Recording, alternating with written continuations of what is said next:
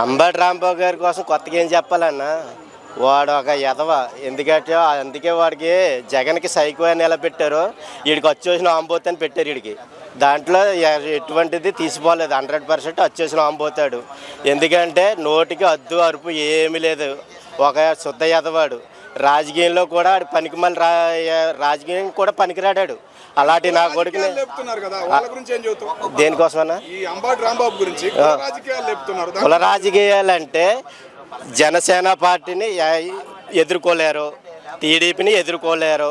వాళ్ళు ఏది చేద్దామన్నా కూడా 0 పాయింట్కి వస్తుందన్నారు. జగన్ గారు ఉన్నాడు, మీడియా ముందుకు వస్తాడు, ఏదో మాట్లాడతాడు. ఆడికి తెలుగు రాదు, ఇంగ్లీషు రాదు. టమాటాని పొటాటో అంటాడు, ఏదో చెప్తాడు.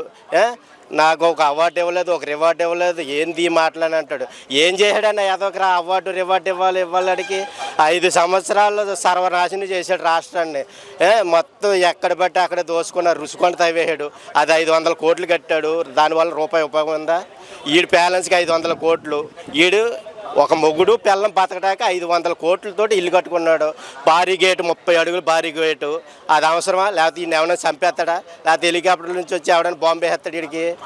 దానికి 500 కోట్లు కల్తీనవి, 235 కోట్లు. తర్వాత కల్తీ జరిగింది. సార్టీపులో సుప్రీంకోర్టే చెప్పింది, సుప్రీంకోర్టు చెప్పింది. నువ్వు బ్యానర్లు ఎంత చింపేస్తానంటున్నావు? నువ్వు జరగలేదు అంటున్నావు. నువ్వు నిర్ధారించు, నిరూపించు. నువ్వు కూడా కోర్టుకెళ్ళు, నిరూపించు.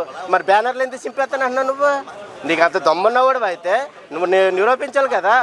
నువ్వు జరిగింది కాబట్టి, మీరు దొరికిపోయారు కాబట్టి దాన్ని కప్పిపించి ప్రజల కులాలని మతాలని రెచ్చగొట్టి ఏదో రకంగా తప్పించుకోవడం కోసం నువ్వు హైడ్రామా ఆడి చంద్రబాబు నాయుడు తిడుతున్నావు. చంద్రబాబు నాయుడు తిట్టేంత దమ్ము ధైర్యం ఉన్న వ్యక్తిరా నువ్వు? అలా నీకు ఎంత దమ్ము ఉండాలి చంద్రబాబు చెప్పి? ఆయన నిన్ను ఇంతవరకు కూడా నువ్వు రాజమండ్రి సెంట్రల్ జైల్లో ఉన్నావు. ఇప్పటి వరకు నిన్ను ఒక్క మాట మాట్లాడలేదు. నా తండ్రిని తిట్టావు, నన్ను తిట్టావు, ఇంజోగడ కన్నా అని చెప్పేసి మీడియా ముందుకు వచ్చి ఒక మాట కూడా. ఇప్పుడు ప్రజెంట్ సీఎం ఆయన, సీఎం, ప్రతిపక్ష నాయకుడు కూడా కాదు ఆయన. అలాంటి సీఎంగా ఉన్న వ్యక్తి కూడా నిన్న ఒక పండిత్ మాట్లాడలేదు. మరి వాళ్ళకి ఆయనకున్న సంస్కారం మీకెందుకు ఉండదు? ఎదవల్లారా? క్షమాపణ చెప్పలేదు. ఆడు తిట్టిన బూతులు కూడా నేను తిట్టానని కూడా ఒప్పుకోలేదు. ఇది వాస్తవాలు కాదు.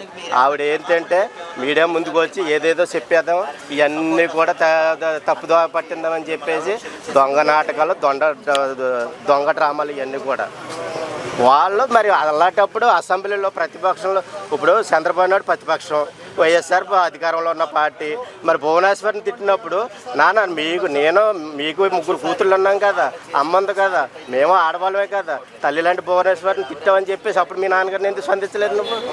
మొన్న నువ్వేమో చంద్రబాబు నాయుడు రారా దమ్ముంటే నీ అమ్మమ్మ అప్పుడు ఎందుకు నువ్వు మరి మీ నాన్న అడగలేదు? ఇప్పుడు మీ ఇంటి మీదకి వచ్చినప్పటికీ అంత బాధ కలిగిపోయిందా? అవతలది ఒకటి మీదొకటినా?